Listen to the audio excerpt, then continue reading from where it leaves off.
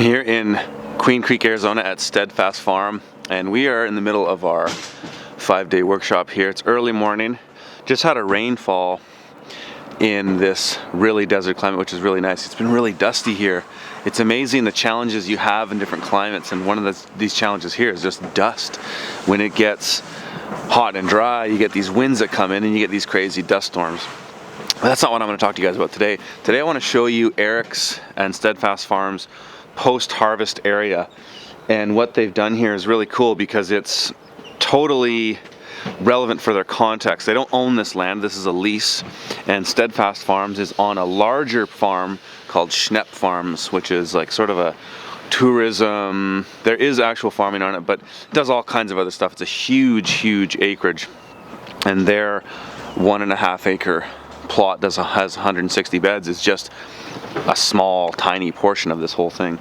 But I wanted to show you what they've got going on for their sort of post-harvest and base of operations. So they've got these modular sort of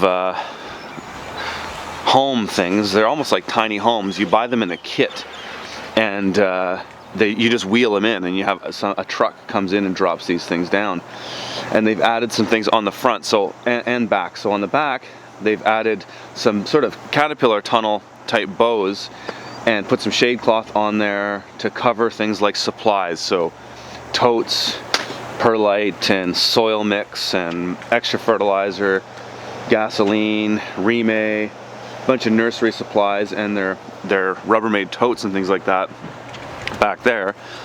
And they've got 2 of these, and the one here this is where they do a lot of their potting, and we're actually going to be doing that in our workshop today. So they do their potting here, they fill their flats for their microgreens, do most of the nursery type stuff here, and then they've got the tools shed in here. Might be a little dark right now, no, maybe not. So all the tool storage in here. It's great to have a place to store all your tools that's out of the way and also organized. Then they've got another area here. These tables are like, they've put some kind of laminate on here that can be cleaned. So this is actually where they harvest their microgreens in here. They've got a sink with hot water. That's probably there because it has to be according to health inspectors, though they might not actually need it. And then, oh yeah, so let me finish here. Then they've got a little office on this side of it, which is locked, but that's okay. It's just, there's just a computer and a printer in there and a couple desks. And then they've got, this is the actual post-harvest area. So one of the guys right now, Jan, is just washing totes, and so they've got drying screens, just like I do on my farm, even fans above, so this is where the greens will be dried. And then they've got their bubblers, spinner, just like on my farm, and then some sinks that they use for, say, washing root vegetables and things like that. And then they've got in here, this is a room where they do microgreens. They've got some shelving, so probably in the summer and winter months they would do their microgreens in here just for more stable temperatures. And Eric has told me that they're on 8-day cycles pretty much year round with most of their microgreens, especially the radish, pea and sunflower. They can do them on 8-day cycles. And then they've also got all their packing supplies and stuff in here. So this is where they do bagging of their greens. They've got scales, all that kind of stuff when it comes to portioning small amounts of things. I saw them packing clamshells in here yesterday as a microgreens. Then they've got all those kinds of supplies in here.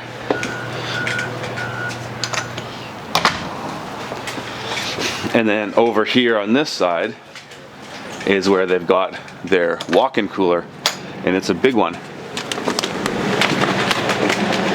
So this is a 12 by 20 foot walk-in cooler.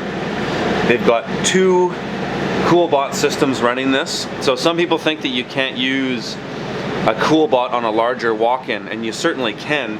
You just need to have 2 air conditioners. So they've got 2 20,000 BTU air conditioners running with 2 separate CoolBots.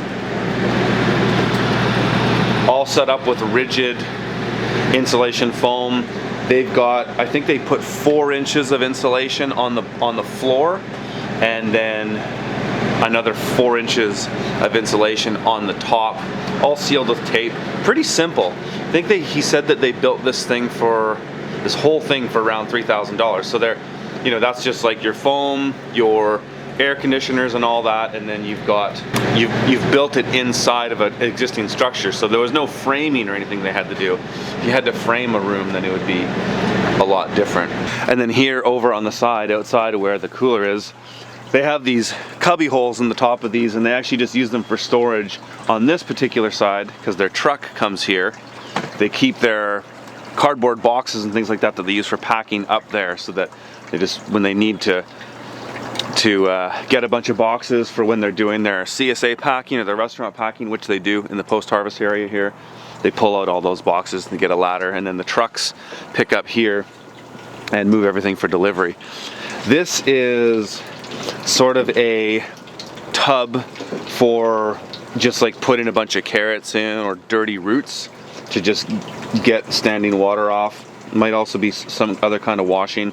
And then what they have here beneath it are just it's like a drainage pit. So all their wastewater that comes off goes in here, and the sediment, it's actually exactly what I have. They've just put it into the ground, and the sediment settles to the bottom, and then they have like a sub pump kind of thing that pumps that water, and then they just pump it onto trees in the area. It's exactly what I do on my property as well.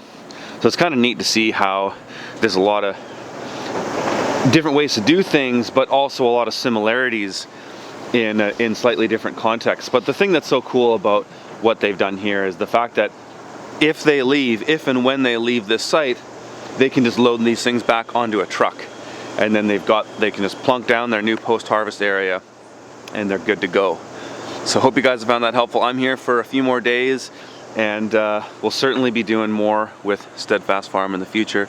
But hope you guys found it helpful. If you want to see more stuff like that, hit the subscribe button, like and share them with your friends, and check out my upcoming events. I've got at different farms. Going to be in Sweden at Richard Perkins' place. Got some stuff in California coming up, and a lot on my farm in Kelowna. All right, talk to you guys later.